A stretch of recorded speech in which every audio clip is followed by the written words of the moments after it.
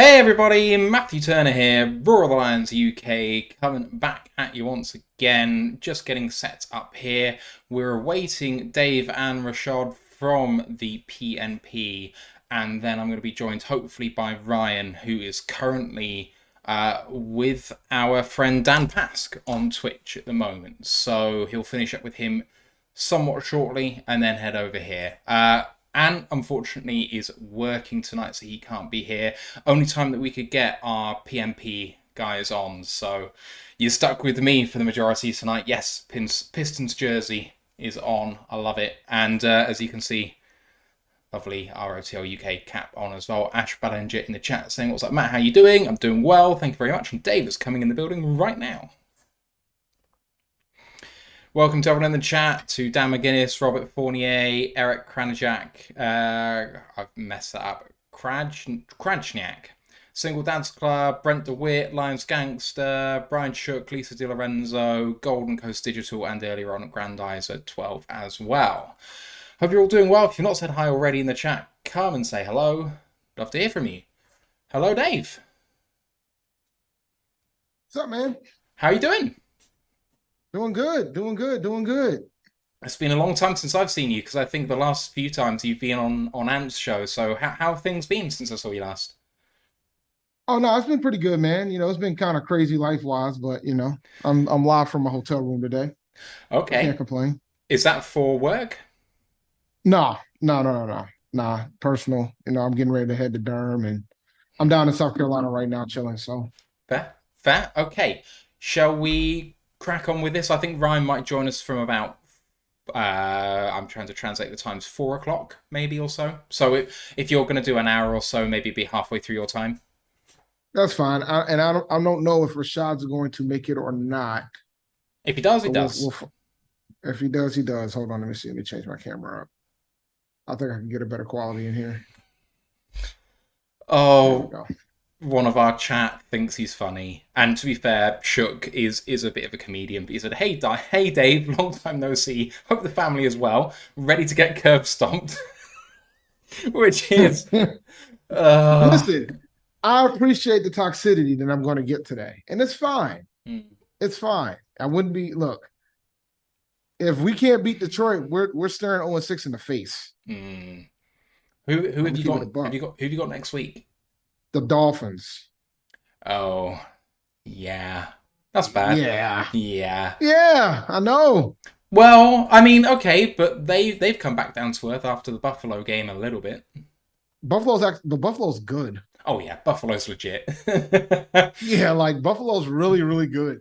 So and losing to Buffalo, they got blown out, but losing to Buffalo's not as damaging is the best way to put it. It's not. It's going to be interesting to see how they do against the Giants, because that's not a good team, but it's gritty. And I don't know how the Dolphins will put up with a bit of grit. Someone who's going to run it down their throat. I'm not sure they're built for that.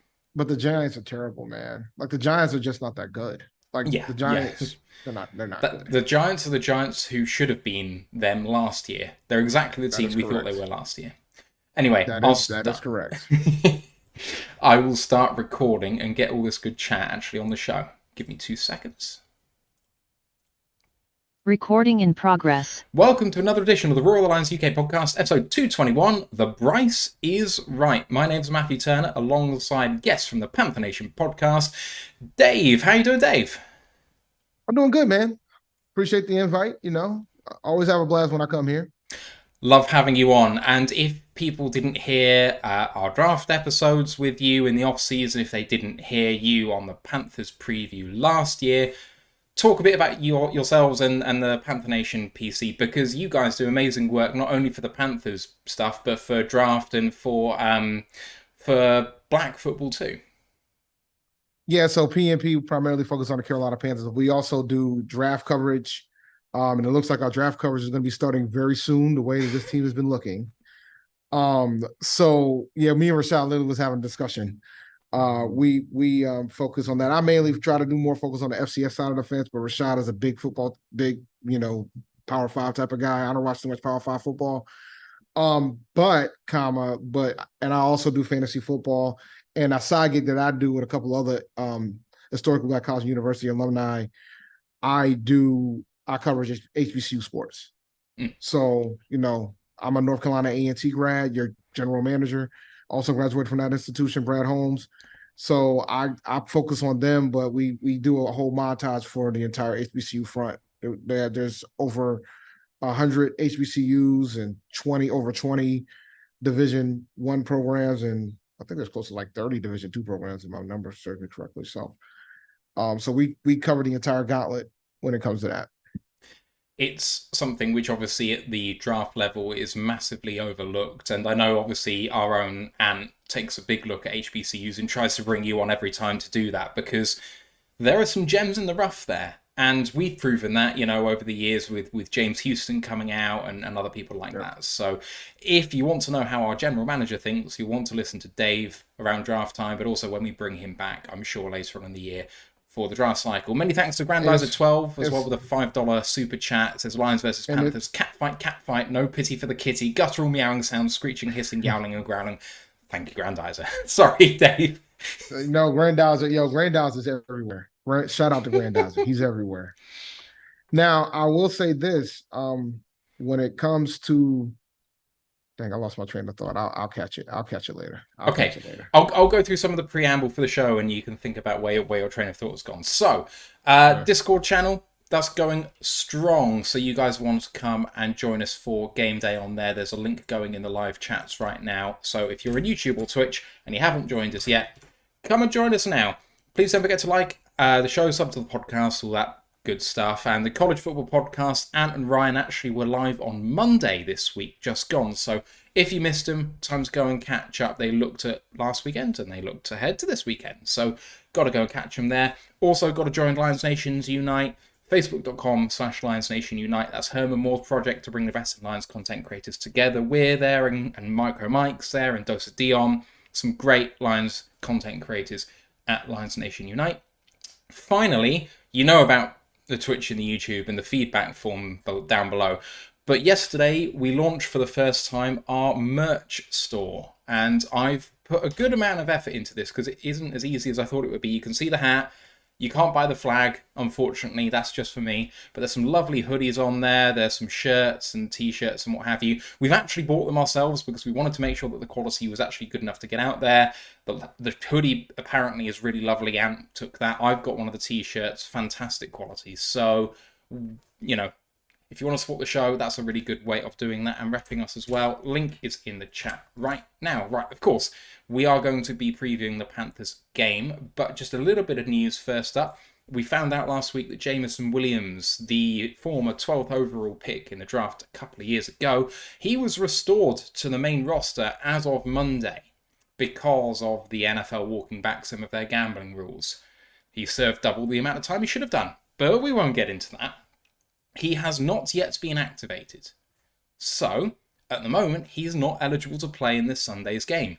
We have a roster exemption. We are allowed 54 players on the roster, but the 54th man can't play, which is Jameson Williams. If we want him to play, we have to activate him to the 53, and we only have 52 active at the moment, I think. So let's see what happens with that. It looks likely he'll come on, but for the moment, not yet. He is obviously going through things with trainers on the sideline. And Josh Pascal as well, he's on IR, but he's doing work on the sidelines with some trainers. Looks like he's in reasonable shape. He's eligible to return next week. Not for this week, but there we go. So Jameson Williams, he looks a bit rusty, not going to lie. Not getting off the line particularly quick, but he's acclimatizing and coming up slowly. So there's the news. Dave, we're going to come on to the Panthers, and obviously started 0-4 this season. Pro Football Reference says that you should be 1.1 wins right now, so you are under expectation in terms of where you guys should be. And I mean, I do think a reasonable chunk of that was last week against the Vikings, when you were in a really good position to start out. Give a little synopsis, really, of the season so far. What's happened to the Panthers to put you in this position? There's a couple things that's happened to the Panthers, and we can start with our offensive play calling can be very atrocious at times. Our clock management offensively went full force in the Vikings game.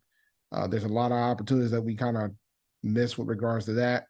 Now we are starting Bryce Young, who is a rookie quarterback, and we expect rookie mistakes. Some people will say it was on him for the Vikings game, and some people also say it was on him for the first game against the Atlanta Falcons.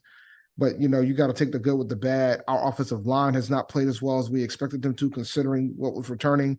But at the same time, we've had injuries at the guard position. Both of our guards have been out. Austin Corbett is on his way back. We'll see if he'll be ready to rock on Sunday. But at the same time, we've had a lot of injuries. Our starting left guard is out for the season, Brady Christensen, or out for a period of time. I think he might be out for the season. But yeah, I think he's out for the year. So when you take into account all the injuries that we have, besides the fact that we had injuries on the secondary side of the fence, we've had a lot of injuries there as well. JC Horn's hurt. Dante Jackson's banged up a little bit. CJ Henderson's hurt. So we're out here trying to piece this thing together. And shout out to Coach Evero, because Evero's been doing a phenomenal job. Our defensive coordinator, he's done a phenomenal job with the pieces that he's had. But Frank Wright is continuing to call the plays, and he's not doing us any service right now. So offensively, we have not looked good.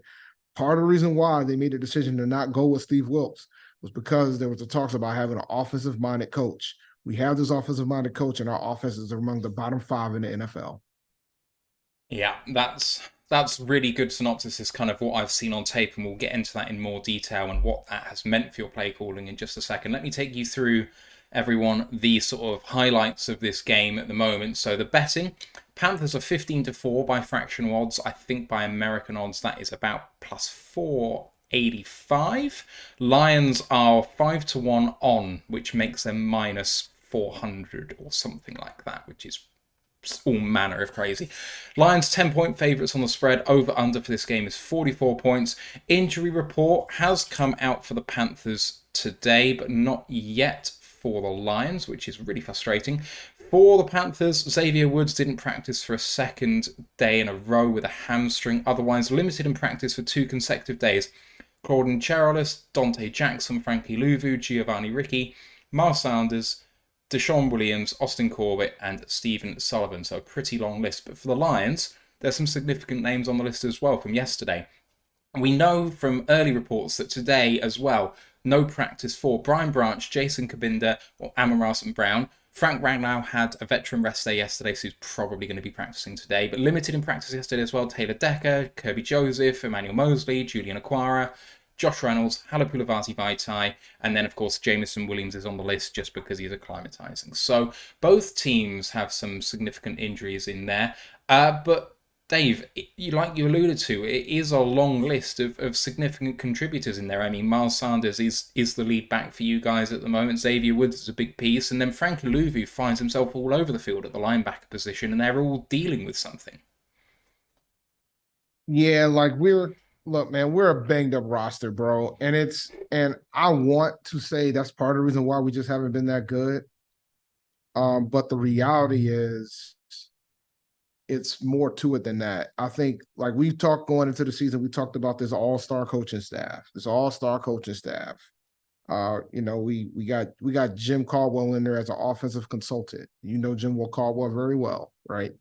So we got this great coaching staff, but we haven't seen no type of results. And now people are trying to justify 0-4. There are some pockets of Panther Nation that's trying to justify 0-4.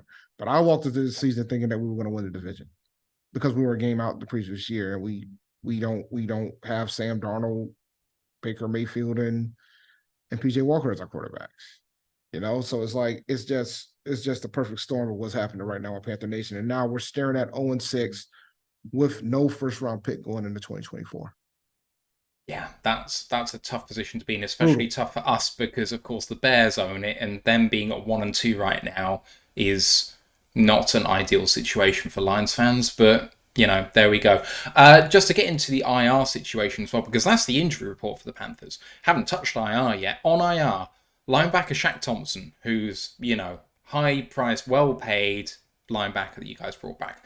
Cornerback J.C. Horn, one of the best young cornerbacks in the NFL. Also defensive end Marquise Haynes and the left guard Brady Christensen. And then you alluded to Austin Corbett as well, the right guard. He's on the PUP. He's eligible to return. Whether he does or not, we don't know. So, significantly banged up team. Let me take you through, for everyone at home, the Carolina Panthers depth chart as it stands. So Bryce Young, starting quarterback, starting running backs, Miles Sanders and Chuba Hubbard, who I'm a big fan of. Wide receivers, Adam Thielen, DJ Chark, Jonathan Mingo, also Terrace Marshall, Laviska Shenault, and Emir Smith-Marset, all big contributors in their own way. tight end Hayden Hurst, Tommy Tremble, and then on the offensive line, Ikem Ekwonu, former first-round pick Chandler Zavala, Bradley Bozeman, Calvin Throckmorton, and Taylor Motton. Then on the defense, Deshaun Williams, Shai Tuttle, and Derek Brown as a down lineman.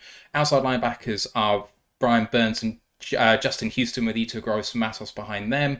You've got your inside linebackers of Camu Grugier-Hill and Frankie Louvu and Claudine Cherelis and Dion Jones back there too. And then the back four of Dante Jackson, Jeremy Chin, and CJ Henderson, Troy Hill, Von Bell, Sam Franklin, all names you've heard of course, Xavier Woods we mentioned as well. Kickers Eddie Pinheiro, punters Johnny Hecker, and a pretty good punter-kicker combo.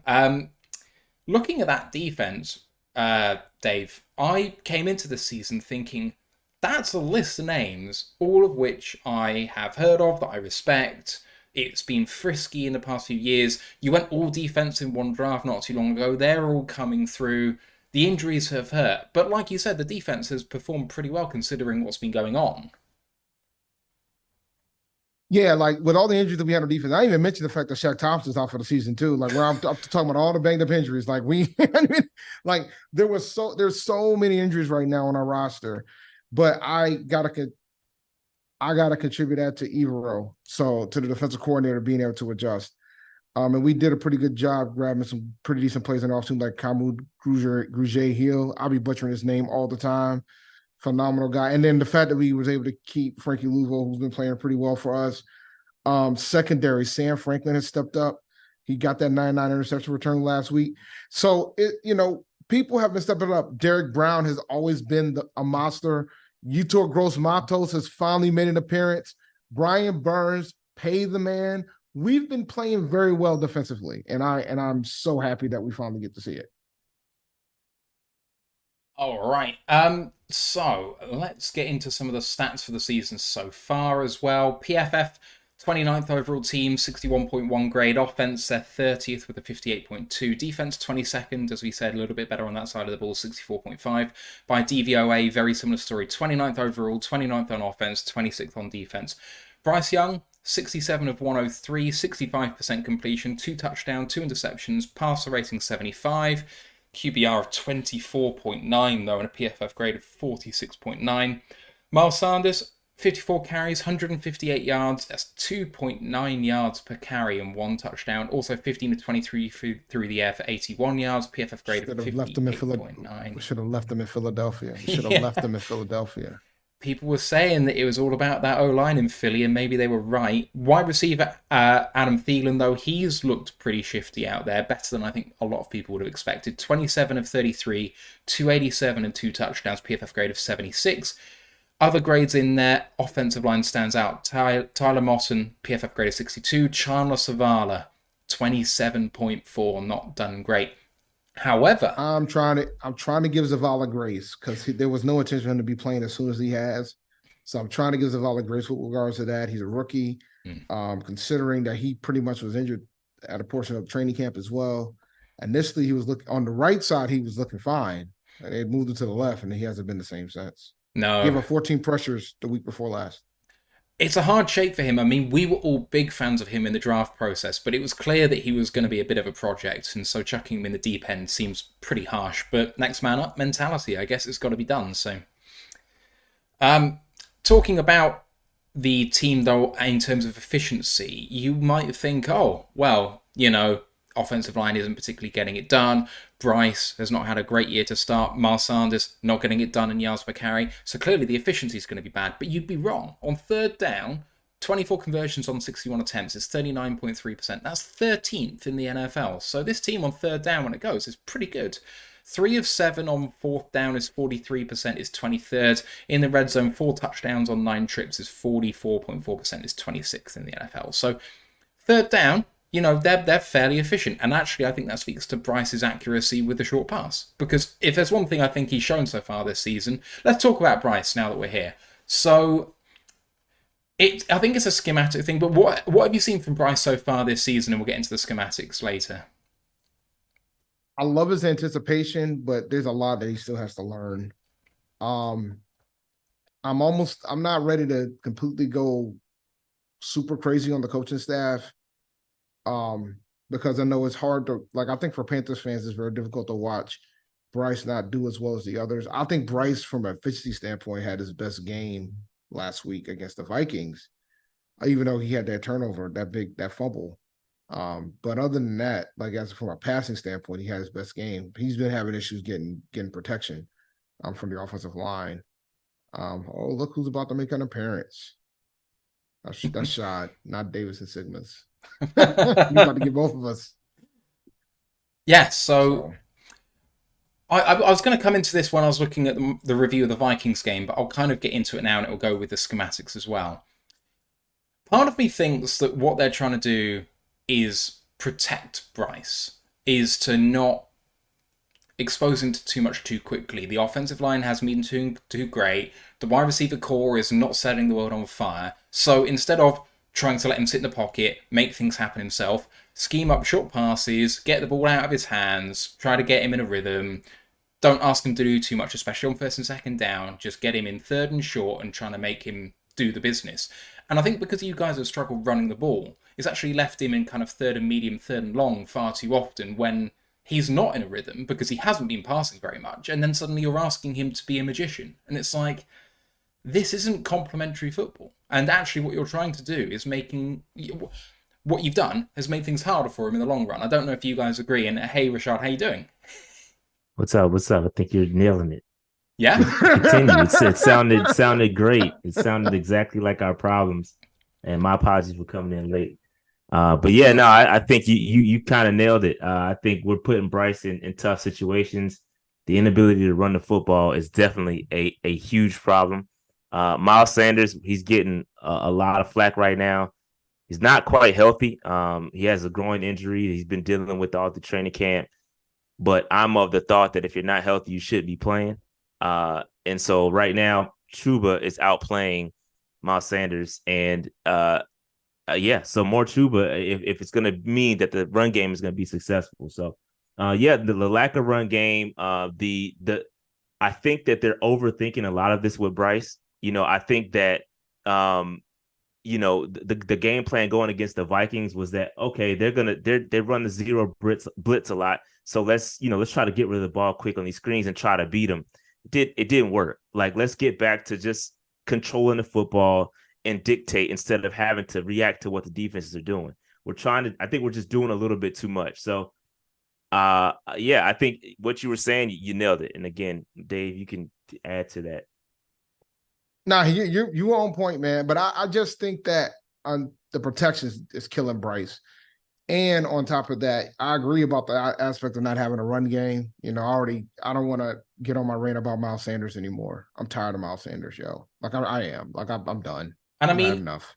I saw it in the chat. Someone was saying, do Carolina have the same running backs that they had last year when they absolutely killed us on the ground? Okay, well, you don't have one of them, but you do have the other. You do have Chuba Hubbard, who went for 12 carries and 125 yards last year against us. 10.4 yards per carry. I know it's not the same Panthers team, but that guy's trying to figure out. We don't have Steve Wilkes. We don't have Steve Wilkes. Yeah, we don't have a lot of what we had last year in regards to that game. Foreman was a huge part. I mean, Deonta Foreman was a big part of that. He was the monster.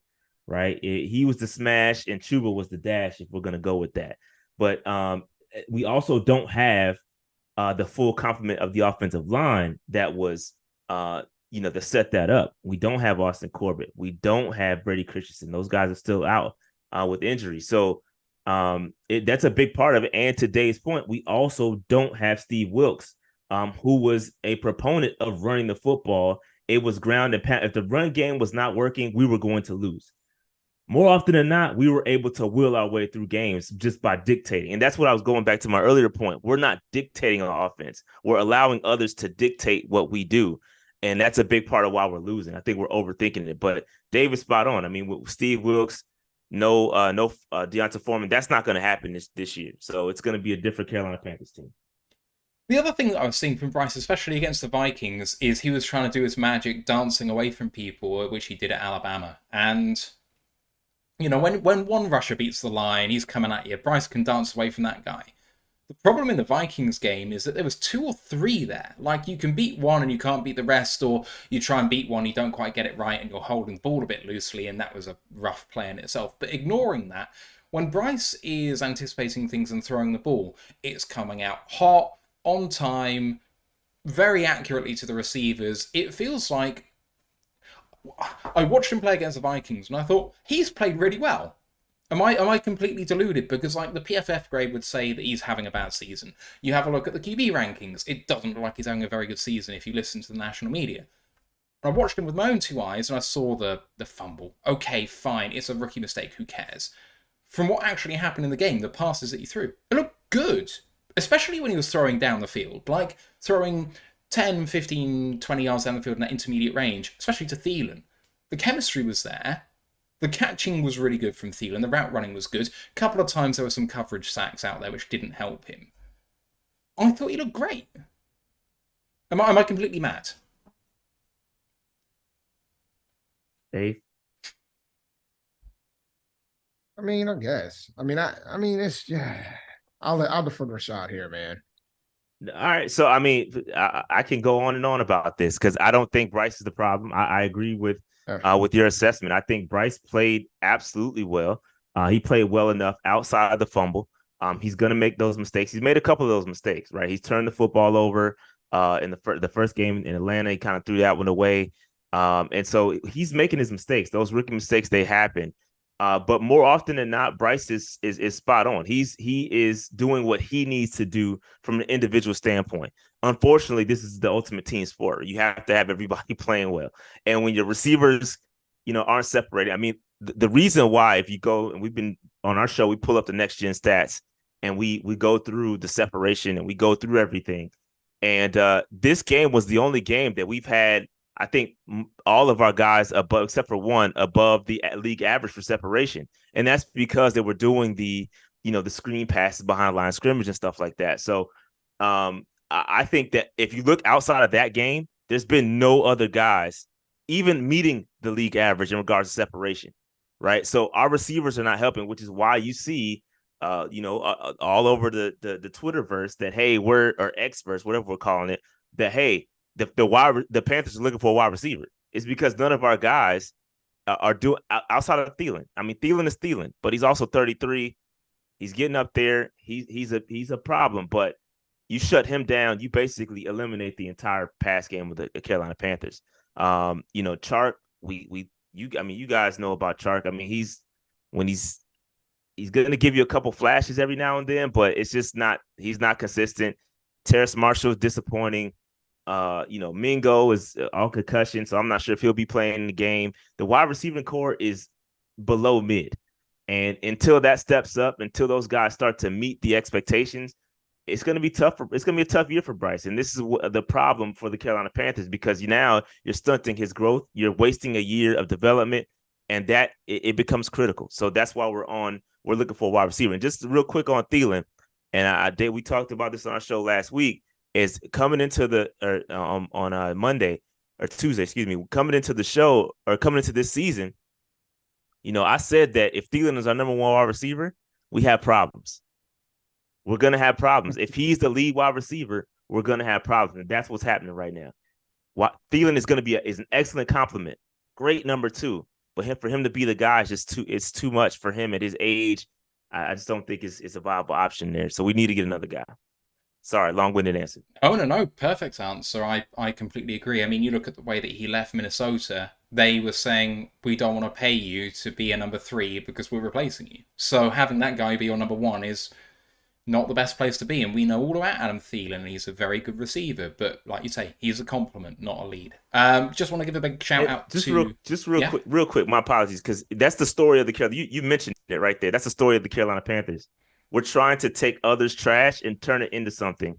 We've consistently tried to do that over the past couple of years. We know about that. It's not trash. Steelers not trash. Not trash. That yeah. I mean, it's a saying. That's not what I mean.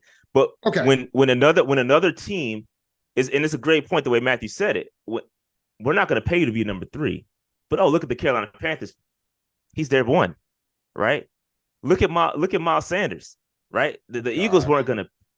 The Eagles weren't going to pay him. Oh, the Carolina Panthers will. He'll be their guy. Like that's what we've been doing over the. Oh, Sam Darnold. He's not. Oh, we'll take him.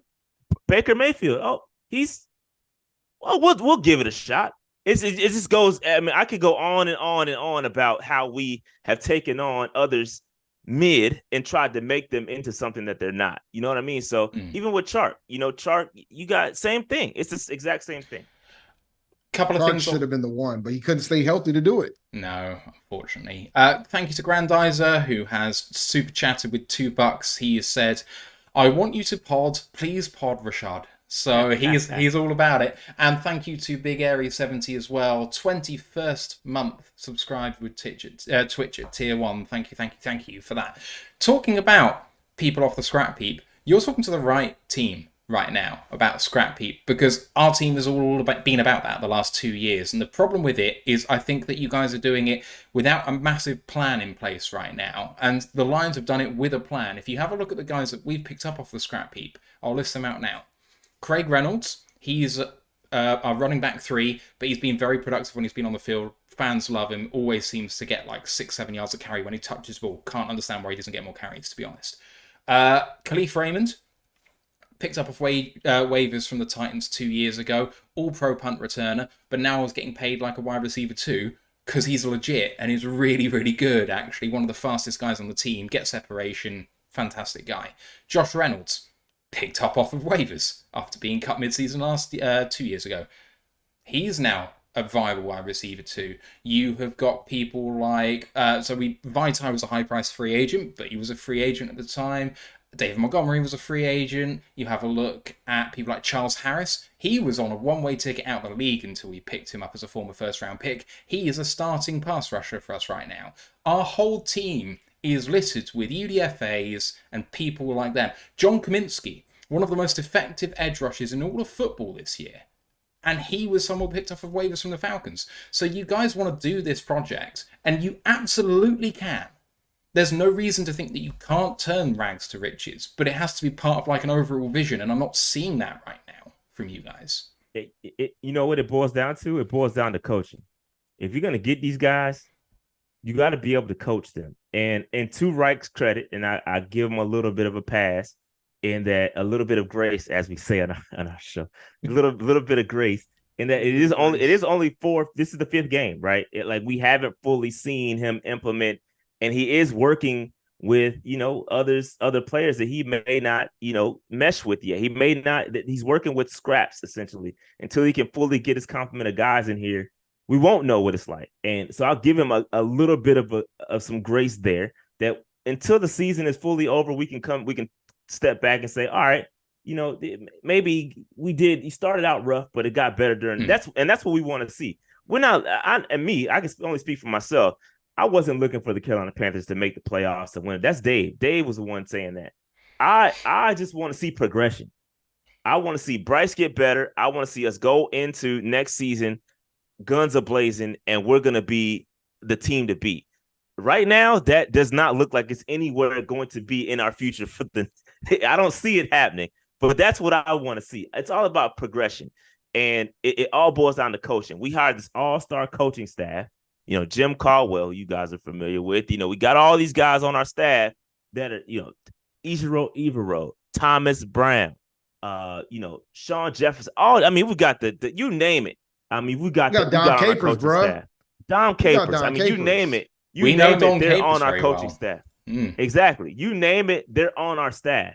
And for us to get out here and not be able to put it together on the offensive side specifically, because our defense is playing really well considering all the injuries we're dealing with. Our defense has been depleted with injuries, but they're still playing extremely well and should be considered. They are playing really well.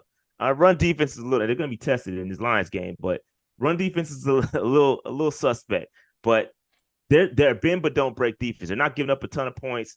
The pass defense is really good, even considering no J.C. Horn, no Dante Jackson. They've been playing really well. But the offensive side of football has just not come along. So the coaching has got to be better. And it all boils down, like you said, a plan.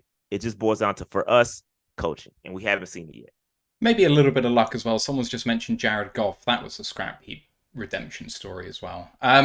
let's move on to the defense, because I haven't talked about the stats for these guys yet for the Panthers.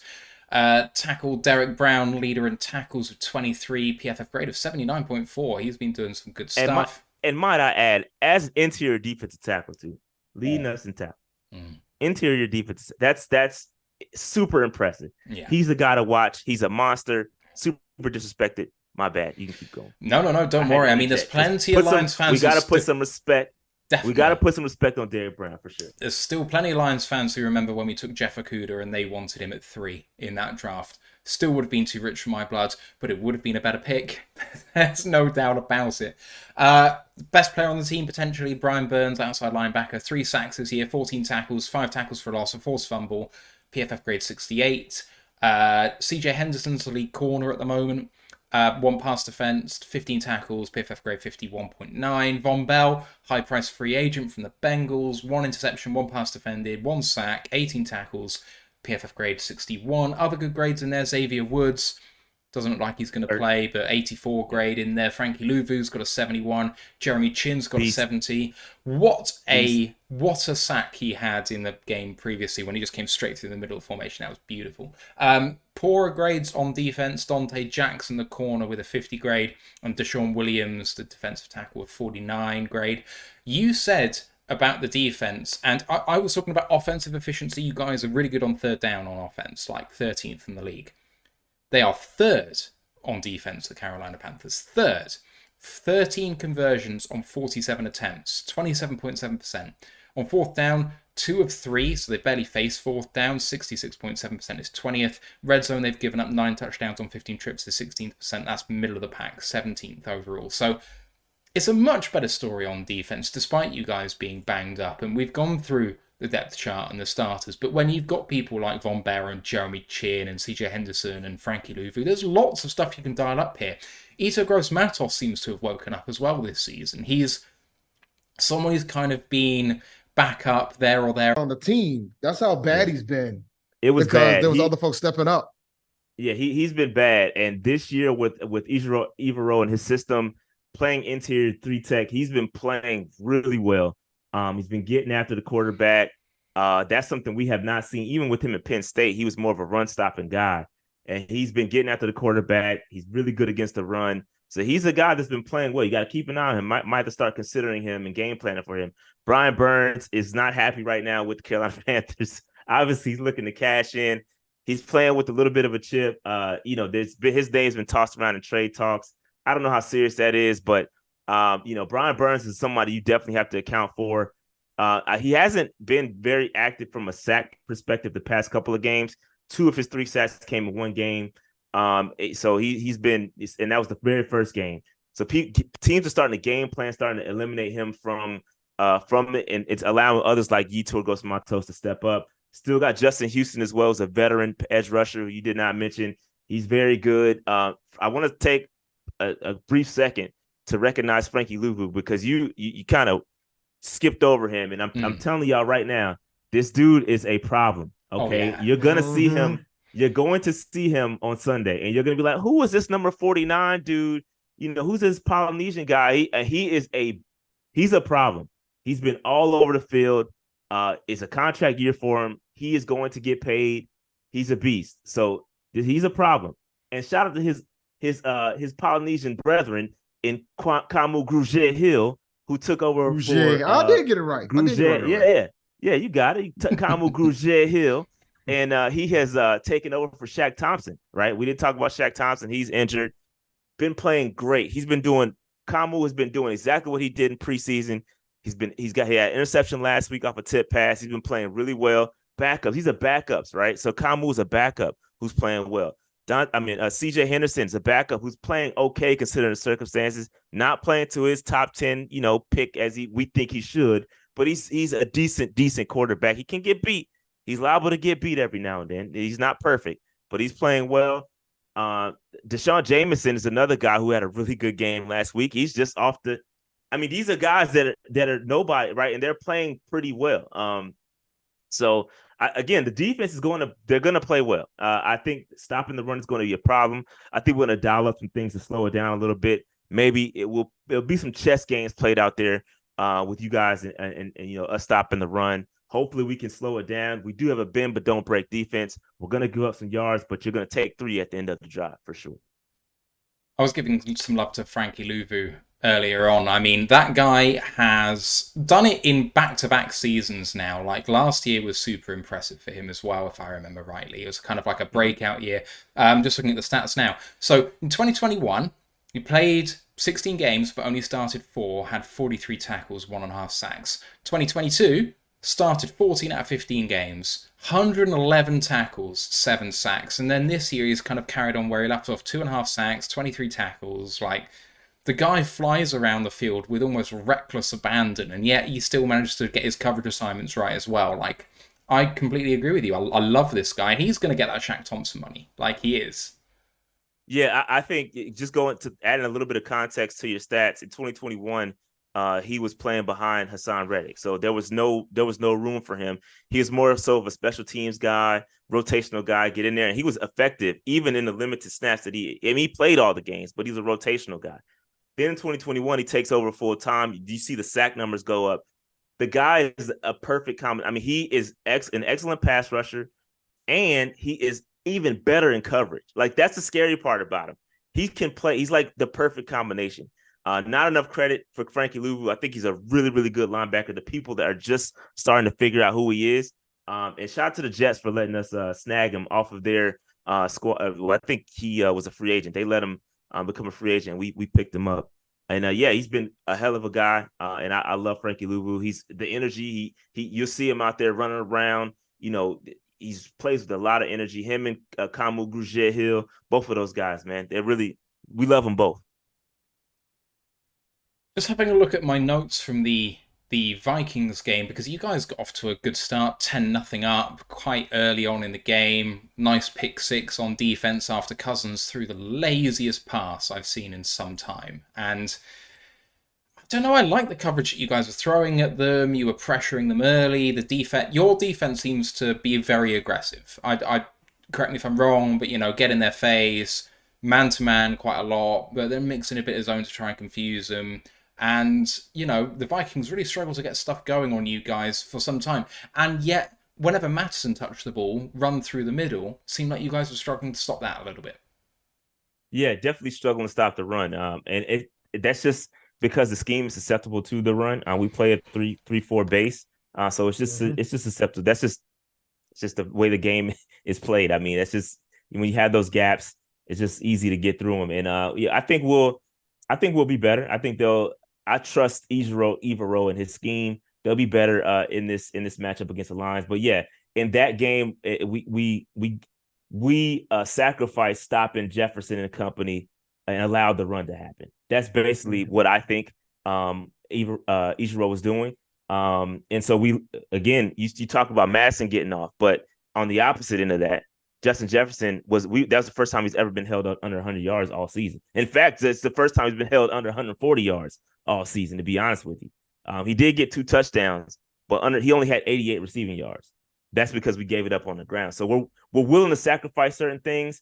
And we're going to give again, it's a bend but don't break defense. We're going to allow you to move the football, but at the end of the day, there's a good chance you're coming away with 3 points, and hopefully our offense can cap. That's been the problem, right? So you say we started off with 10, it was 10-3, right? It should have been 14. We had 3 cracks at it in the end zone, in the red zone, at like the 3-yard line that couldn't convert, had some penalties, guys can't catch in the end zone.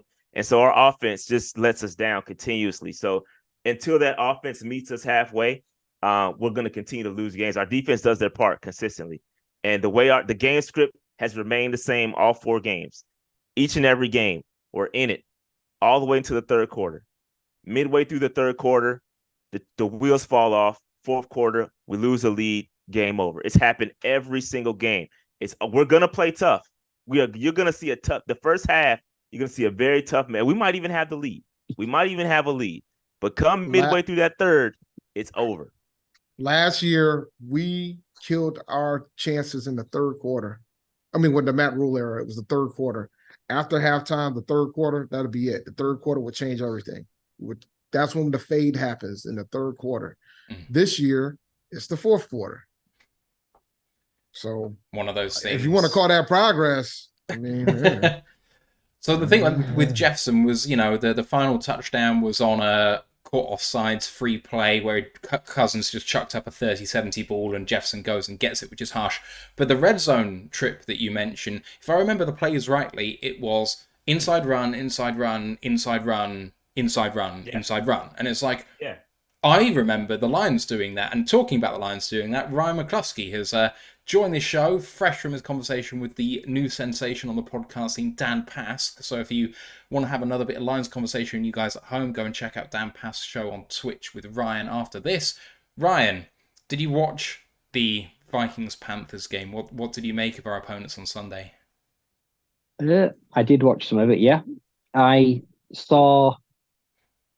think the kindest way to say it is teething issues, Bryce Young, which were to be expected. Like you say, I know what he's about. I know that he needs protection. I saw a shaky O-line, especially in pass protection. Like I say, they definitely didn't help him. I saw our old nemesis, Adam Thielen, who I think will probably be again on Sunday. Like I said, I hate playing that dude. He just finds soft zones. He just sits there, makes himself available. He's a crafty, savvy veteran. He had himself another good game, and he looks like a good addition. Brian Burns, well, he's just a problem for the league, and like I say, he's just one of the up and coming now, say, dominant pass rushers. Jeremy Chin, like I say, a very versatile defensive back, someone that I see is used in a lot of ways, a bit of a Swiss Army knife. So, yeah, it was a close game, and I feel like it could have gone either way in the end. And as you mentioned, third quarters, I've seen the Lions struggle in a lot of third quarters this year too. Like say, we come out of the half slow. Like say, we reach a lull, like whatever said or anything, they get too relaxed. So I'm not expecting many third quarter points on Sunday between either of us until we get back into a rhythm. But yeah, it was definitely a fairly even contest for the most part. Other note I had, Eddie Pinheiro hit his career-long 56 yards at the end of the first half. The reason why he was kicking a 56-yarder was just weird to me. You guys talked about clock management, and just to highlight this, I mean, you guys are taking the snap on 2 seconds or less every single time. I don't know what it is with getting in the huddle and calling plays, but there seems to be a struggle with Bryce just calling the plays, potentially, or receiving the plays in from the sideline and again disseminating them to the team. But more than that, you guys you intercepted it from Cousins, got the ball about midfield with like 45 seconds left and 2 timeouts. Run a play, caught in field, timeout isn't taken. Takes 30 seconds to get the play off. Like, what the hell is going on? I have no idea. That's our great offensive-minded coach. Well, Frank Reich isn't exactly known for his good clock management. I do know that, but that was horrific. I mean, you left a timeout on the table. That should be an interview question. How's your clock management? And not only that is that when you listen to the press conference, what's more demoralizing to me is how he answered the question, because they asked him about that, and he goes, "Oh yeah, Eddie bailed me out. He kicked the 56-yard field goal," and he answered the question that I would have loved to gotten a little bit closer for him to make the field goal easier. No, sir, we should have scored. Like you should be playing to score in that situation. We were close. We were in at like the 35-yard line. If we would have called that timeout, there would have been like 30-something seconds left. Mm-hmm. You're in striking distance to score, and you're thinking about a field goal. Like that's not what I want my offensive-minded coach thinking about. And so that's what gets me upset when you talk, because when I Dave knows I pounded the table for an offensive-minded guy, and when I did that, this is not what I thought. I wanted an aggressive, a guy that thinks out the box, knows how to manage the clock, and that's the complete opposite of what we saw in that. Because we could have went to the half up. What it should have been 14-0 at the half or something, 14-3 at the half or something like that. And it's stuff like that. That's how you lose games, right? And so you look, you can go back into each and every one of our games and find something like that to say, all right, that's why they lost. Like you could find that one completely blew it moment. All right, that's it. And you can almost see it in every single game. Like, man, these guys that's it. The game's over. Because you know where it's going to go from there. I just remember during the halftime spaces that Sheena Quick and Vashti Hurt does for Keep Blitzing. And I always go to them when if I'm available, I try to hop in during halftime. And my man Cam, the first thing Cam said was, "We're gonna lose this game. We haven't done anything that there's nothing that I've seen that tells me that we're gonna win this game." It was like the only reason why we're winning this game is because Sam Franklin had to run a 99-yard interception return. And the first half was the end of the first half was discussed. And then it bit us in the ass again at the end of the game. Because it was poor clock management. I mean, equally, he had to burn the timeout because he didn't know Adam Thielen was then on the field. But then the Bryce Young, and he actually admitted it. The Bryce Young fumble 6 though happened in the red zone, and if you guys kick a field goal there instead of giving up 7, that's a 10-point swing. You've lost by 8. Exactly. You win the game on that point. So I hear what you're saying with the Cousins pick 6, and you only were in the game because of that. But equally, you can say that about the Vikings as well. Exactly. I think it's 100% accurate statement. So, and just going back to your point about Bryce and the plays and 2 seconds left on the clock, Bryce is a processor. He wants to be able to adjust, audible out. He does a lot of audibling. Like, he'll change the play a lot. And so I think that's where he's got to speed up in his head. All right, I got to move a little bit quicker. So I think that's just a rookie thing. That'll get better as the season progresses. But I wouldn't ring the alarm too crazy about that. Bryce is just trying to see what's going on, and he's trying to adjust last minute. And the play clock is running down, and we eventually get it off. But as long as he's able to see and process, make the right decision, I think that's most important. Going to go through some key matchups then about the keys to victory and a score prediction to finish off. So first up on key matchups, I've got Panthers O-line versus Lions D-line. And obviously this is going to rely you guys on a bit of knowledge of the other team's issues and strengths. So Dave, I don't know whether you've seen much from the Lions defensive line this year. Hutchinson's having a pretty good year. Some of the other guys are contributing pretty well. How do you see that specific matchup going on Sunday? If it depends on if Zavala's scheduled to start at left guard, I'm afraid. And I'm afraid. Like you guys are becoming more of a complete team week by week. I picked y'all to beat the Chiefs week 1. So I'm a believer in how Dan Campbell coaches, and I believe in y'all front. Aiden Hutchinson is freaking outstanding. I'm very concerned that our offensive line is not going to be able to handle that. I'm just worried about it. I'm just very concerned, and the fact that we can't run the ball doesn't help. Rashad, do you agree with that sentiment? I mean, I feel like there's a way for the Panthers line to get back here. It's not been great, but keeping the guys, the chemistry in there, coaching them up a little bit. It can't keep being like this, can it? I know Savala's had it rough so far, but he's a rookie. The learning curve's going to be steep. Yeah, I think, Zavala is definitely the weak link of our offensive line. I don't know if it's going to get better anytime soon. It doesn't seem like it. Icky's having his struggles. So wherever, I'm not sure what side Aiden lines up on, but it could be problematic. Taylor Moton is pretty solid. He's not the greatest. He's not the worst either. He's very steady. Throckmorton's pretty cool. He's been playing well considering the circumstances. We just picked him up off the street. He's been playing well. Bozeman is solid as well.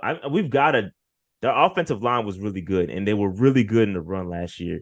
And I think because we're switching to this zone read, or the zone run, it's tough. It's tough for a tough transition for them. And I'm hoping that it gets better. But yeah, the game is going to be, and you can say this about every game, it's going to be won and lost in the trenches. If we can move the football on the ground, it could be probably because then the play action opens up, and I think that's get Bryce on the run, him moving the pocket. That's where it gets dangerous, and we have yet to see it. But if we ever do, I think that's when you start to see this Panthers offense really get to work. So it all predicates off the run. If we can get 100+ rushing yards from our running backs, I mean, I don't see it happening, but if it does happen, it could be a winnable game. Ryan, specifically on this point, the run-up to this game feels so like the run-up to the game last year against Carolina, because I was just about to say the Lions in the last few weeks have been one of the best teams against the run in the league. In fact, they are the number 1 rush defense team in the NFL right now. We did really good stuff against the run before the Panthers game last year, we held Saquon to basically nothing, if you remember, and running up to that game just before then, we've turned a corner, and then the Panthers game happened. Can it happen again? I mean, we're doing so well right now against the run, but we've been known to shit the bed every now and again. Oh, it can absolutely happen again. I literally just told Dan Pask, I'm worried. This is a trap game if I've ever seen one. Like 10 points favourites, that feels way too generous. I don't like that number at all. That feels like people are already looking past the Panthers towards Tampa Bay, and that if anyone on the field does that, we're going to get hurt. Yeah, Donta Foreman, like I said last year, he kicked our ass. Like I said, he put his foot in the ground, and he wasn't even doing flashy stuff. Like I said, it was like cuts, it was reverses, putting his foot in the line, planting, and then just taking off. And tackling as well last year against the Panthers defense, missed tackles against the running backs. Like we've seen this year, like I say, we do lead the league, like I say, run defense, but we have seen some poor attempts at tackling. We've seen some broken tackles that have been forced. I know Miles Sanders has been like a bit gimpy and limited in practice this week, but I've seen the best of him. I've seen what he can do on his day. And on his day, he is good enough. And that line is steady enough to gash us if we are not capable. And if we go all out to stack the box, a matchup for me that kind of worries me is DJ Chark and Jerry Jacobs. Jerry does not like big-bodied receivers that can draw pass interference and hold penalties from him. Like I say, we saw like Chark do like what was it, the double spin move? Like say when he got down scored, like he is super athletic, he's fast, he's strong. Kind of miss him. I feel like he'd be flourishing right now. Like I really like DJ and what he offers. So that's a matchup that can be exploited if we do try to take away the run game and nullify it completely. Yeah, actually, DJ Chark versus Jerry Jacobs was the last thing on my prep sheet, so you absolutely preempted that. But let me come back to the trenches and go back down the line. So I'm going to start with you, Ryan. Lions' offensive line, and specifically David Montgomery behind it versus this Panthers D-line. We know that the Panthers defense is pretty frisky. It's bend, don't break. Up front, you've got, Derek Brown. You've got some really good outside linebackers and some inside linebackers too. They're set up to meet this sort of thing, but our rushing offense has been rolling. Dave Montgomery coming off a career game, 130 yards, 3 touchdowns. Who has the advantage in this matchup? I'm going to say we just have the matchup or the edge right now because I've seen a lot of traps. I've seen a lot of guard leads. Like say we've seen Sewell and Jonah Jackson successfully getting to the second and third level in the last few weeks and helping Monty. And also they're dragging him too.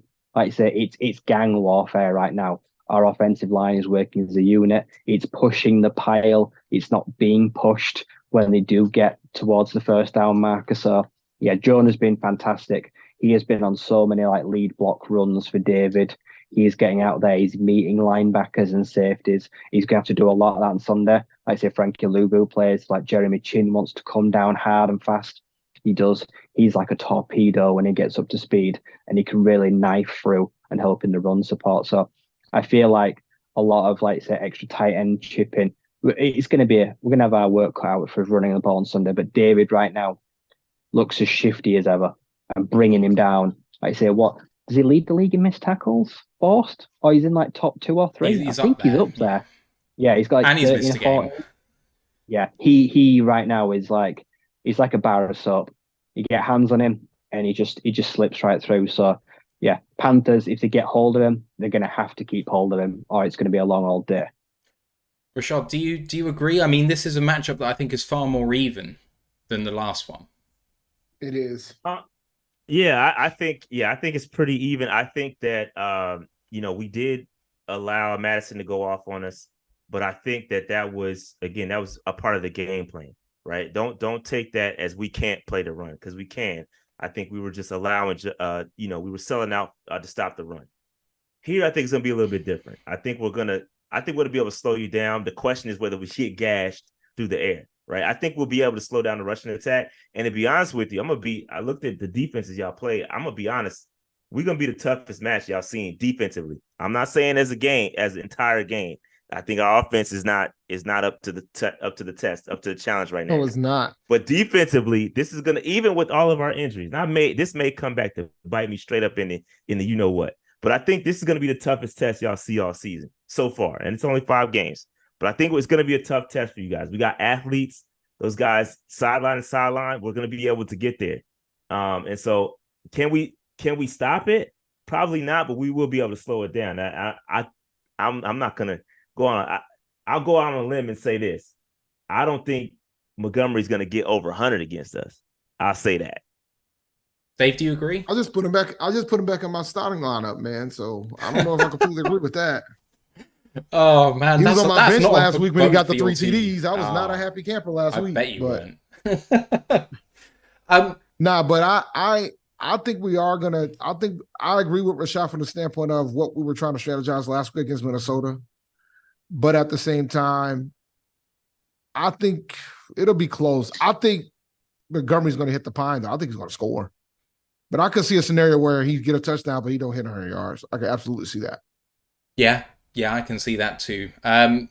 Let's flip it over to your receivers against our DBs and linebackers. Good. I mean, Ryan alluded all to over the place. That's Thielen, baby. Thielen, baby. Whatever matchup you can say, you're going to get it. Thielen is going to eat. Outside of that, I can't. Nothing. It's y'all win. I concede. The lack of faith in DJ Chark, especially when Ryan was talking him up just a minute ago. He hasn't shown us anything.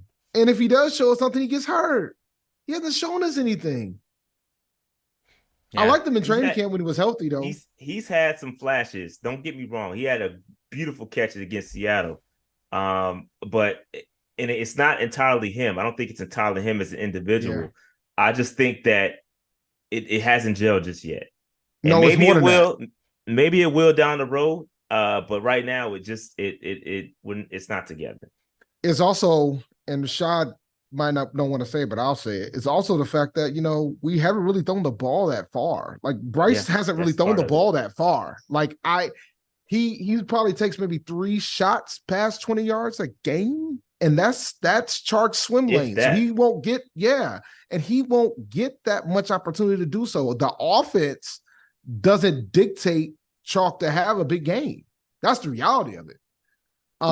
So, and I kind of warn folks about it that because we out here, I think I called Frank Wright the offensive Ron Rivera without the success is what I called Frank Wright the other day. Oh. That's what I call him the other day. Because that's what he is right now. Riverboat Ron. What's Ron with success? Yeah. I mean, but what Ron with success is playoff appearances, division titles, Super Bowl appearance. Yeah. And so historically, he's on the hot seat and he's probably not returning to Washington. So we'll see. They look good so far. Keep it a buck. Yeah. Bad, man. Howell looks I'll take what they got going offensively right now. At least Sam Howell throw the ball past 20 yards. Today's point right there, just today's point. We only have Bryce specifically only has 4 attempts over 20 yards, right? In 3 games. 4. That's it. So when you talk about DJ Chark, Andy Dalton might have had more in that one game. Andy Dalton had 7 in one game. He had 7 in one game, past 20 yards. I'd be more worried about this game if Dalton was playing. I actually would fear Dalton more. Bro, he's way more aggressive. So the handbrake is just off with Andy, isn't it? He's just that's exactly right. That's exactly right. And we said it last week, and this is not a shot against Bryce. I love Bryce. I just don't think I don't think the marriage between him and Wright, I don't think he fully wants to let the reins loose.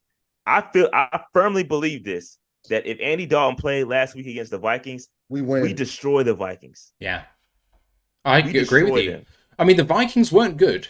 They were not good. So, yeah, it's one of the... So, the thing is, they had the offensive production, but when it came to it, like with every game this season, the Vikings punched themselves in the mouth by fumbling it, by interceptions, which caused by the defense. It's nothing the Vikings are doing. They're playing defenses that are performing against them, and you absolutely did that. I mean, you were forcing the turnovers, so I don't see that being a problem.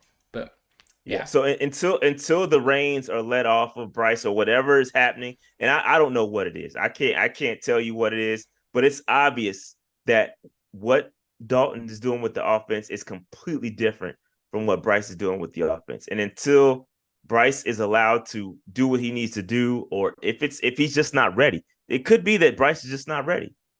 But if he plays up to that and he plays to the level that Frank anticipates him to, so that he can open up the playbook, if he does that, maybe we're going to be great. But if not, we're going to struggle on offense, and we're not going to know it until it eventually clicks. I really think that Cam Sutton versus Adam Thielen is just a really interesting matchup, because Ryan mentioned DJ Chark and Jerry Jacobs, both physical people, have their limitations. But Thielen versus Cam Sutton, two slower players who can both run routes really well. And I mean, Cam Sutton's had a great year so far without jumping off the page, no interceptions, but solid, Ryan, I think is probably the word for him. And I think it's really going to be interesting, because I can see Thielen get catches, but I can't see him popping off against Sutton. I don't know about you. I think Sutton will put a blanket round him, but I expect him to give up receptions. He's more of a, like you say, a guy that will give up 6 out of 10 balls, but for like 40 yards. That's kind of his niche. Like, he lets you catch the ball and then he instantly brings you down. Like I say, he's kind of that guy where, so Thielen, like you say, very tidy, crisp breaks in and out. Can also sometimes, like you say, a bit of a double touch, bit of deviation. He's going to test Cam Sutton's concentration, him reading in the hips, reading the feet. So, yeah, it will be quite fun to watch. Two more methodical guys. Like I say, when plays take longer to develop, that's when Adam Thielen kind of comes into his own, because guys kind of just... We won't be able to take that long. Yeah. Flipping over to the other side of the ball, I've got a couple of Lions receivers versus you guys, and I've picked out Amon-Ra St. Brown. Now, he hasn't practiced this week, but apparently he's getting a lot of work in on the sidelines. So there's a bit of feeling that he's trending towards playing despite not practicing this week. Let's see if that happens. If he doesn't, this Lions offense is completely different and stunted beyond belief. So it's a big miss if he doesn't. So assuming he does, I'm assuming that CJ Henderson is going to be the one to just man up on him. And I think that's a really interesting matchup. But the other one I want to highlight is Sam Laporta, who is the leading rookie tight end this year. He's been absolutely sensational in run and pass. And I mean, which guy's he going up against? I mean, I think that Chin might take him, but it could be Frankie Louvu covering him. And I have a really hard time thinking who's going to win that specific matchup. I think Amon-Ra is still a mismatch for anyone. But Laporta versus Louvu or Chin, I think it's going to be a really interesting matchup, you guys. Go ahead, Dave. You should say something. Listen, man. I am very worried about your tight end. Laporta's legit. I think Chin should be able to take care of it and neutralize him a bit, but I am very worried about your tight end. And I don't understand why you said St. Brown versus CJ Henderson is going to be a good matchup, because if folks been watching me on PNP, I am not a believer of CJ Henderson. Shad is. I'm trying to figure out the status of his train. How's your train doing, buddy? It's not. I mean, we still. Yeah, I mean, it ain't derailed. It ain't derailed yet, so that's a good sign. Couple repairs. We're still on track. It's still on the tracks. Okay, it's still on the tracks.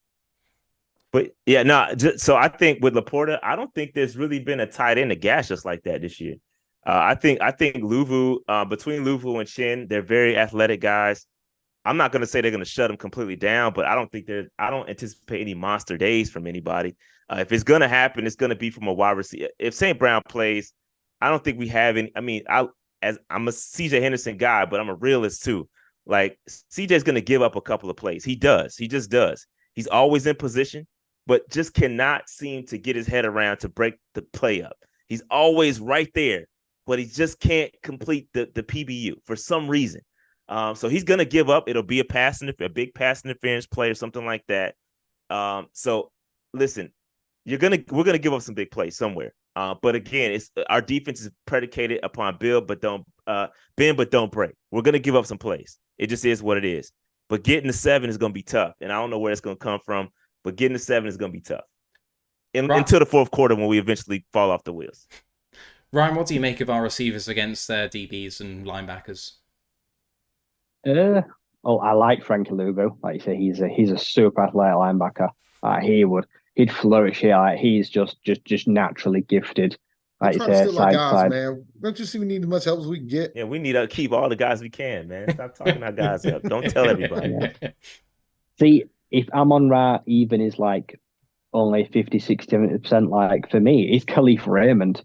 I think that could be the guy that gives CJ Henderson a bit of trouble. Like I say, he's fast, he's shifty, could draw some penalties. Like I say, struggle head around. I think Khalif could have a big day if Amon-Ra is just feeling the blow. Like you say, is a bit not with it. But yeah, I think teams now are going to try neutralizing and take away Sam. Like you say, they'll probably get in his face a bit more. I expect Chin will come up and meet him a bit quicker. Like you say, give him a few pops, let him know he's there early on. So that should be a good thing. I think their plan will be to just keep everything in front of them. Yep. Like I say, if they're struggling with guys, like say, not turn their heads, it's like give bigger coverages, give cushions, keep it for them. And for us, it's like I say, if they bend, don't break, we take what they give us. Like I say, if we don't need to take risks, if they give us 7 yards, like I say, I'll take them. Like I say, I don't need to risk going deep, so I feel like there'll be longer, more thought out drives in the passing game where we'll see like lots of screens, tunnels. Like I say, if they're going to be more off our guys, less pressed, then yeah, we're probably going to do the short, heavy work underneath stuff. Ryan's led me perfectly into the last stretch of the show, which is matchup thoughts, keys to victory, how's it going to proceed, and then score predictions. So, Dave, going to come back to you. You know, if the Panthers win, how's it going to go? And then how do you actually think the game is going to go? For the Panthers to win, our head coach needs to understand a better concept of clock management, particularly at the end of halves. And I think we have to get a better yards per run, a yard average with our running core, which tells me that we should be playing way more Chuba Hubbard than Miles Sanders this weekend if we have a shot to win. I never thought I would be saying this, but here we are, right? Bryce can't have any turnovers, particularly ones that turn into points. 2 of our losses asking for a lot, man. You asking Bruh, for a lot. He asked me a question. I'm giving him an answer. All right. Like, if you look at Bryce's stat chart from last week, outside of that turnover, it was fine. Outside of that one turnover, it was fine. Give me that with no turnover. And our defense got to play well. St. Brown is going to be a tough. I'm now. You want to ask for a lot. Asking CJ Henderson to shut down St. Brown is asking for a lot. But I just want some stability. How about we stop him from getting a touchdown? I anticipate Montgomery's probably going to get one.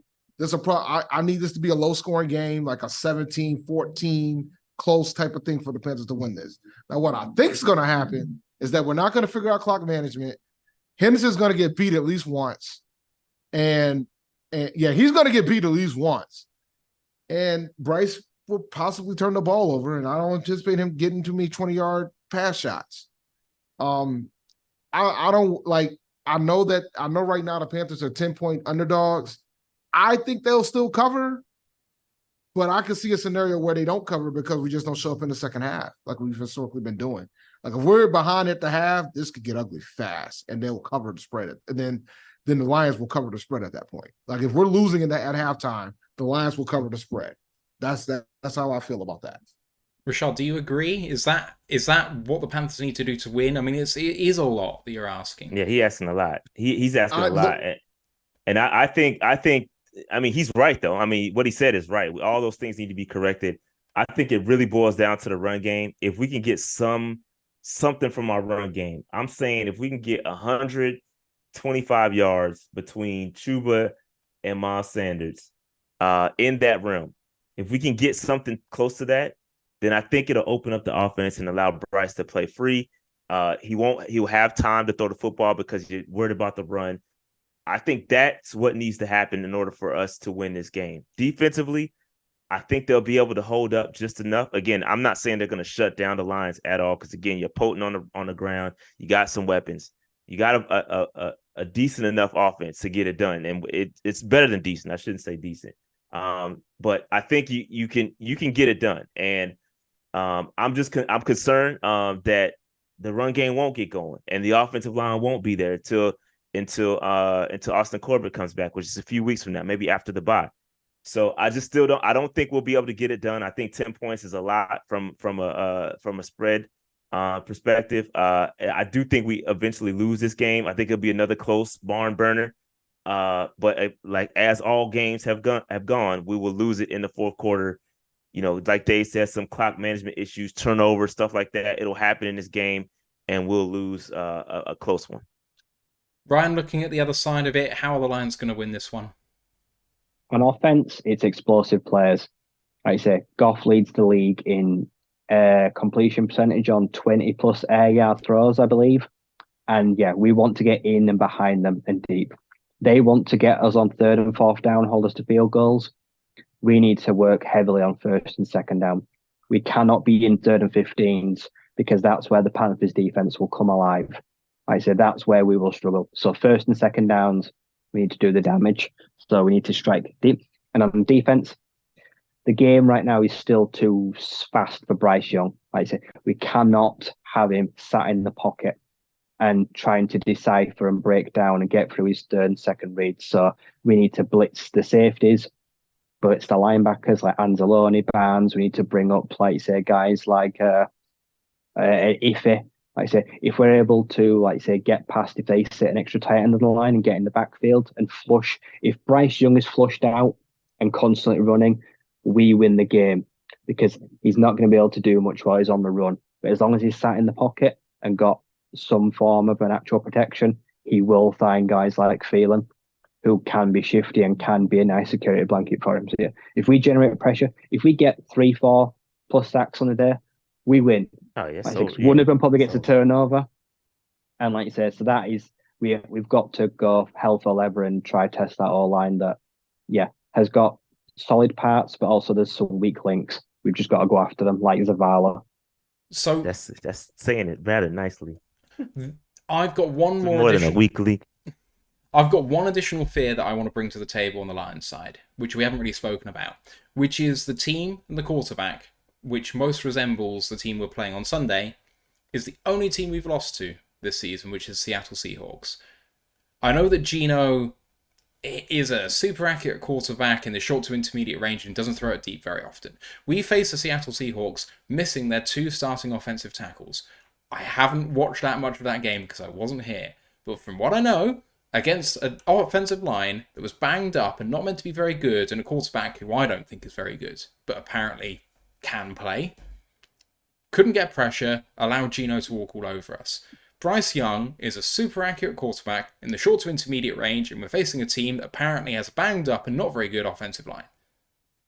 I am worried that we come up into this game and we don't get the pressure that we're expecting to, and that Bryce is efficient, marches the ball down the field, slow methodical drives as Ryan was talking about. And this game then, as Dave was talking about, potentially is a game with not a lot of points, and the Panthers just efficiently putting up some time. And, if our run defense then starts to break because the pass is working, I have some trepidation about this game. I'm not going to come out here and say I don't think the Lions are favourites for this game, because I do. They should be. But there's definitely a path to losing this game for the team. And if they take it for granted, they will. So, take it realistically. Remember last year, get angry about it and smash them. Like, you have to have absolutely no mercy on this team. It's a winless team. It sucks for the Panthers. I picked them to win the division because I thought they were going to be good this year, much like Dave did. Well, because the South sucks, and I thought that you guys were getting better on last year, frankly. But, there we go. More fool me. Man. Look, man, this was our division, man. This was our division to lose. Yeah, it was. I mean, this was our division to lose. The Saints. Now we're gonna lose it. We're gonna definitely lose it now. So it's one of those things. I have my trepidation. Anyway, score predictions, fellas. If I come to Dave, Rashad, and then Ryan. Dave?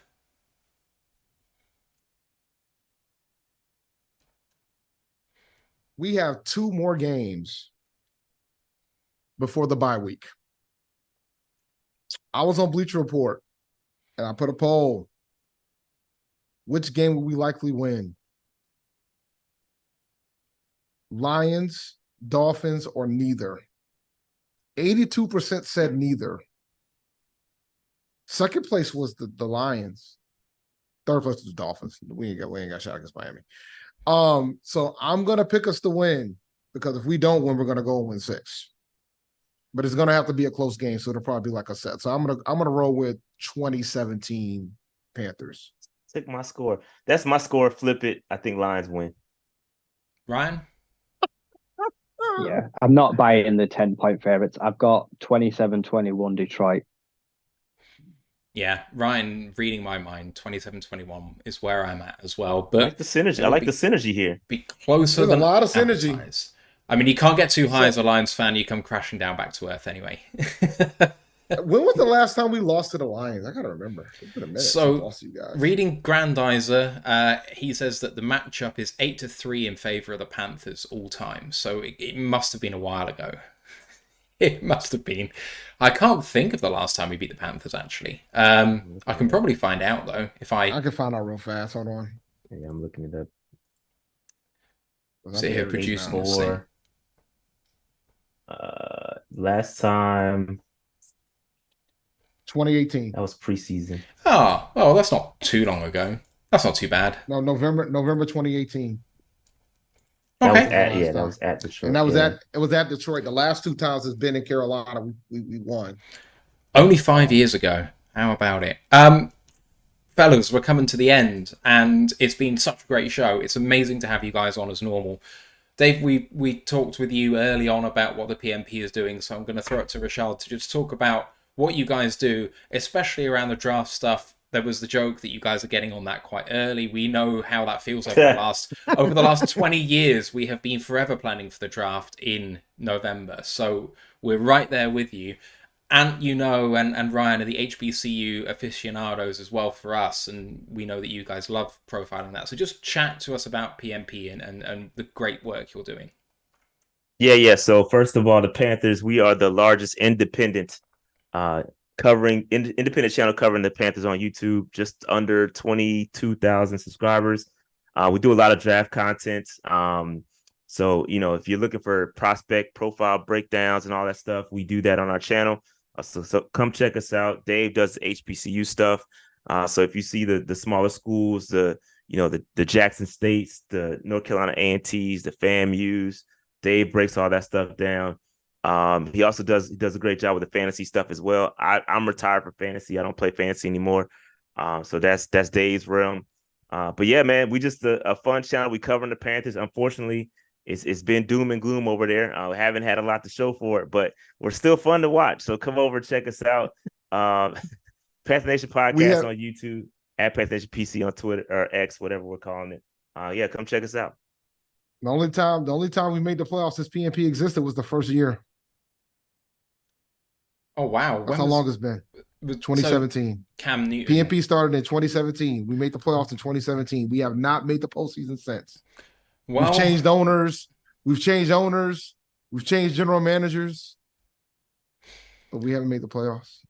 We changed general managers three times. Because Gettleman was still the GM at that point, I think. Oh, yeah, Gettleman was the GM. Then it was Hurney again. Yeah. Well, the only way is up. I think I trumped that.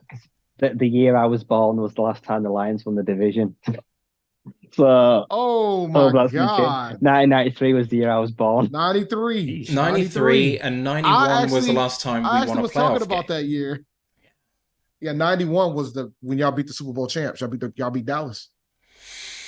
It's been a long time. I mean, hey, you're down here, fellas, but Bryce is going to come good. I firmly believe it. Still believe it's going to be the best of the 3 that are out there, despite what CJ Stroud's doing out there at the moment. Believe in the Panthers and what they're building. The structure, the foundation of what they're building is going to be strong.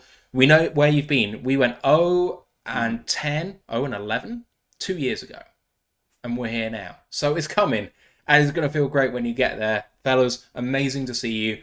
Come back for the draft stuff. We'd love to have you. Good luck for Sunday, and we'll see you soon. All right, guys. Have a good one, guys. Thanks for having us. Thanks, guys. Yep. Cheers.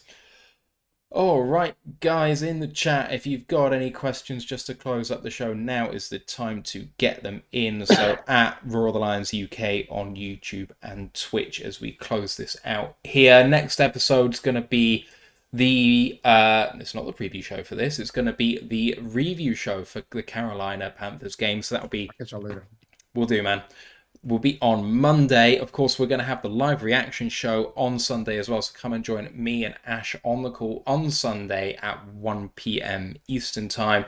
College podcast happened on Monday, Ryan, early this week. What did you talk about? What did we talk about? It was a bit of everything. Reviewed last week, previewed this week. We spoke about the contenders, the frauds. We also spoke about some of the players. So we looked at all of the top 10 leaders, like the offensive statistics for the categories. Who do we think, like say, potential Heisman? And we're now moving into not next week, week after. We're now looking at, we're nearly doing half-season mock drafts in about 2 weeks. So we're now going to be looking at the potential award winners and starting to focus on the position players in the next week or two. All right. And I hear lots of people talking at this sort of quarter season point about the NFL and their sort of award winners and that sort of thing. Obviously, the Lions have a couple of rookies who are doing really well. Are you buying any of the Lions for any, like, being up there for end of season awards right now? And, you know, what do you think a quarter of the way through the season generally in this NFL season? Because it's a bit up and around there. I mean, Miami have come out like a bat out of hell, brought down to earth by a Bills team that people wrote off in week 1, and they've come to life in a big way. And, you know, San Francisco continue to do San Francisco things. It's been a hell of a season so far. Yeah, it's been chaotic. Like I say, the Bengals suck. Like I say, the Dolphins are just offensively a juggernaut. Defensively, as the Bills showed, do have questions. Buffalo start slow and then kick into gear. Like you say, they're a weird team. At Buffalo, like you say, they're very hard to predict which one's going to come out either side. And the rookies, right? Samuel Porter's not winning Offensive Rookie of the Year. A tight end is very rarely ever going to win that award. To be honest, it's just the bias. No one had let him. He could absolutely dominate this year, and no one had let him win the award. Brian Branch, strong chance to win the award, but can't afford to miss any real playing time. Otherwise, he will potentially become an afterthought, which is not fair on him, but he does have a legitimate chance to win it. I say Gonzalez is out now for the year, so Devon Witherspoon is probably going to be one of the highlighted front runners that he's going up against. But yeah, there are real chance for the Lions to actually scoop awards. Like I say, and I can't remember the last time we said that over the last few years. So, yeah, like I say, we look good. The NFC North as a whole, I think it's fun. I think it's going to be fun, yeah. I think the Packers are going to be right there with us unless we do put them away. But yeah, it's funny. Like I say, the AFC South is as good as it is absolutely dreadful. But trying to pick a winner who's going to win that division this year, impossible. I don't have a clue. But I'm an Anthony Richardson believer.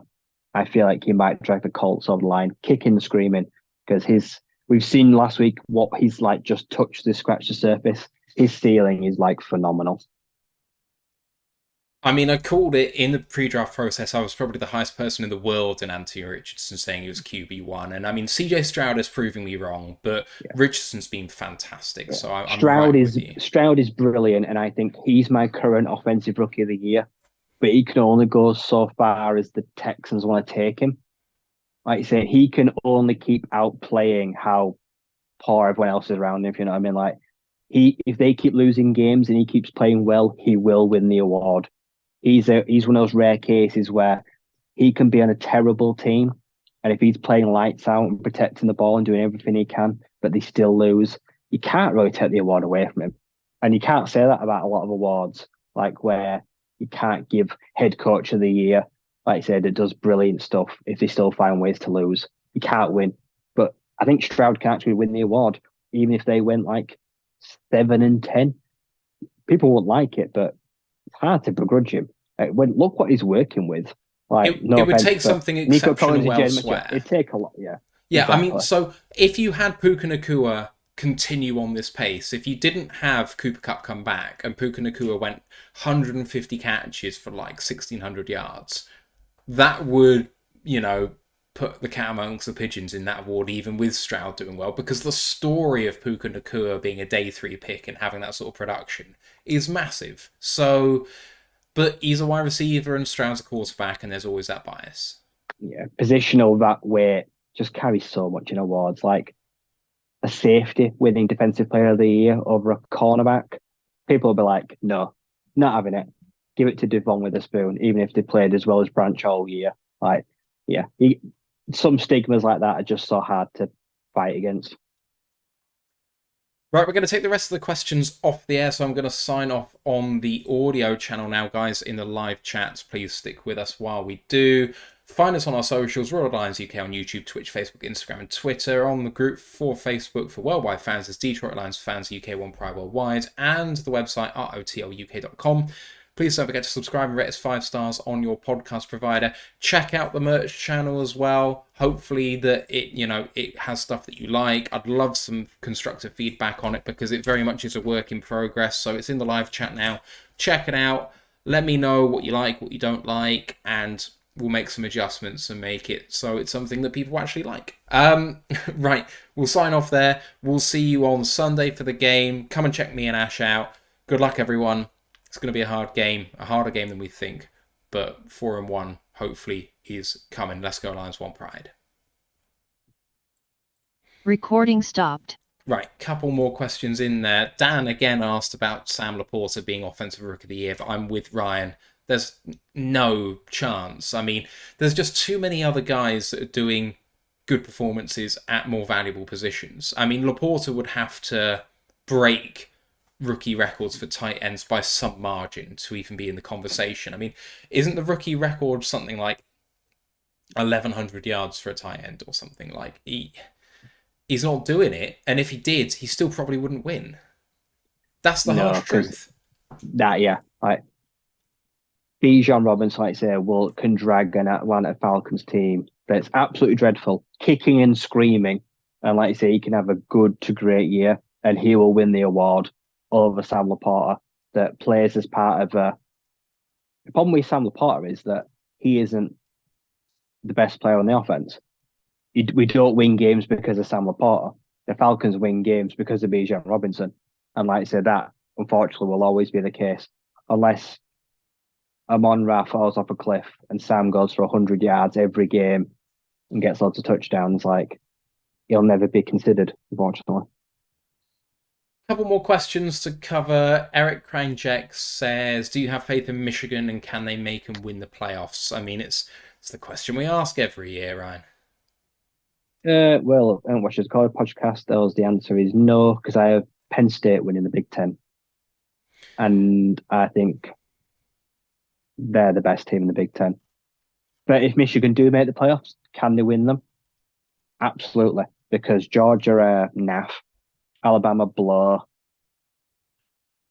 Ohio State are just meh.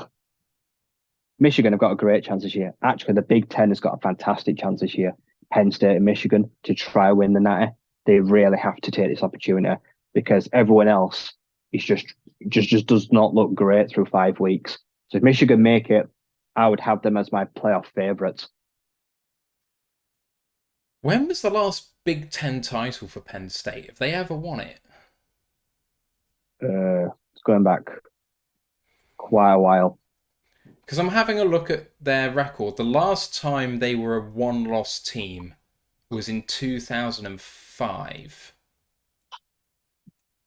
And I just don't know. They've had a lot of 11-2s, but I got to feel like 11-2 isn't winning the Big Ten. So probably not. No, it's probably losing a title game 11-2. Yeah. Okay. Couple of other questions. Brian Shook has a couple. Which returning player seemingly impacts more on Sunday, J-Mo or Mosley? Mosley. I think Jameson Williams is just going to be really slow for the next few weeks. Targets limited. Getting up to speed will take some time. And how often they ask him to block, we'll see that. But I think this is basically his rookie year for me. I'm not going to put too much pressure on him because he doesn't need it. He's already fighting a losing battle, just like say trying to eat into targets, which is just going to be really difficult. But Mosley can actually make an instant impact. Because like I say, Jerry's playing well, but guys are picking on him.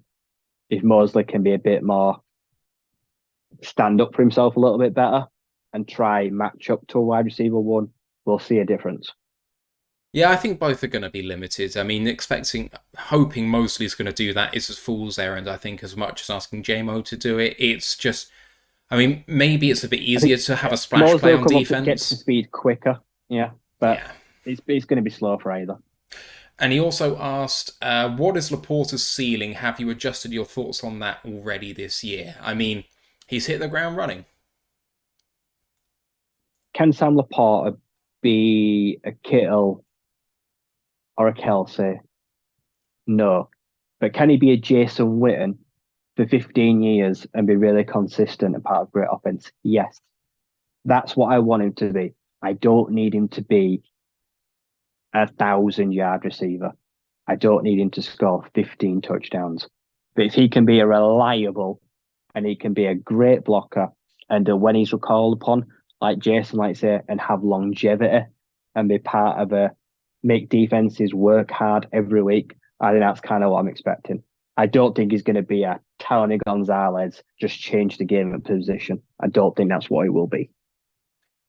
Just looking at his stats at the moment, 22 catches on 27 targets, both second on the team, 242 yards, second on the team, 11 yards a catch and a touchdown.